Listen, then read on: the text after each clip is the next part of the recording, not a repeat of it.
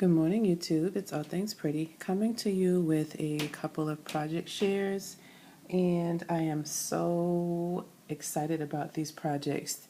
Both of these are first timers for me, so let's get started.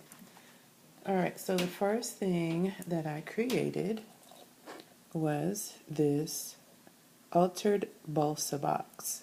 Now, I've seen lots and lots of balsa boxes, and I've always been inspired to create one, but I was always intimidated. I always worry, like, is mine going to look as pretty as the next person's? I don't know. A lot of projects are intimidating to me, and so I buy the stuff to do them, but I never do them. So, if you're not familiar with balsa boxes, this is what it looks like. And it has this band on it, and you open it up and you can put items in the box.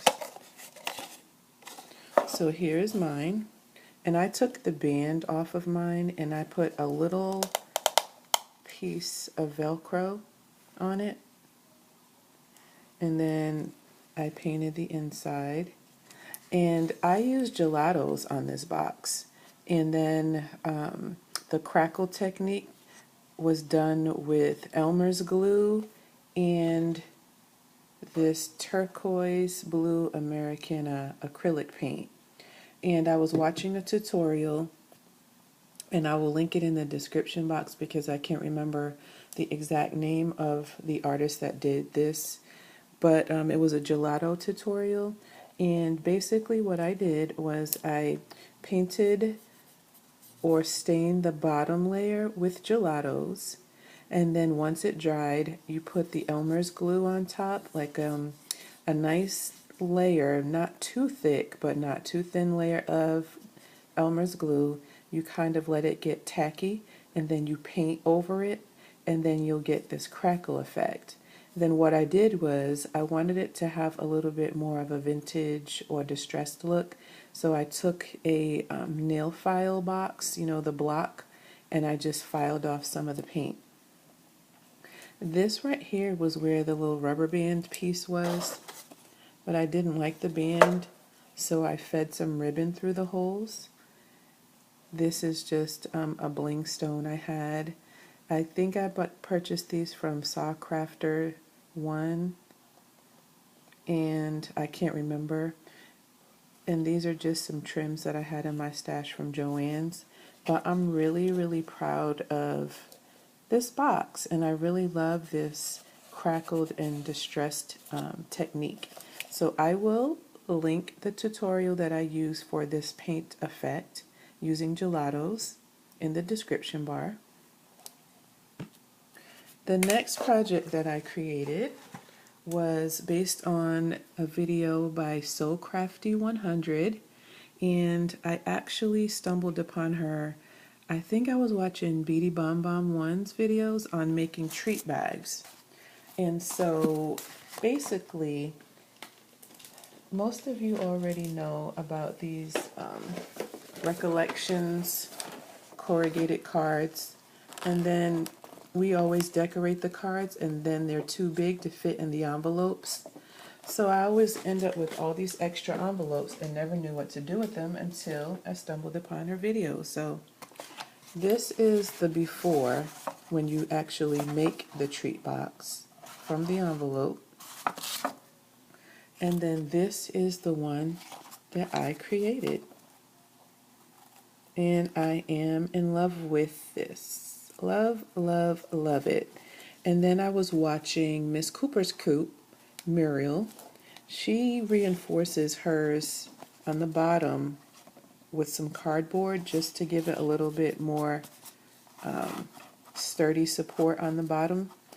So I did do that as well, and I like it much better because while this does stand up, it rocks easily, but this is a little bit more solid.